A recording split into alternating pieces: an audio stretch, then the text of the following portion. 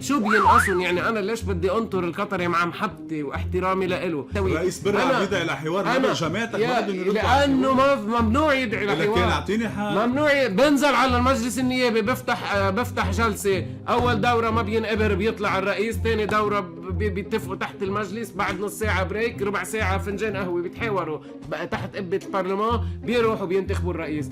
ساعتها ما بيقعد في 4 اسامي، ان شاء الله بيكون في 20 اسم. طب هلا بتغصوا بهالسبع ايام اللي رح يدعي لها الرئيس؟ لا ايه بغص، بيروح يسكر هيدي الدكانه ويخففوا على الدولة اللبنانية أعباء مالية. ايه هلا دكانة عمليا دكانة هلا، نعم.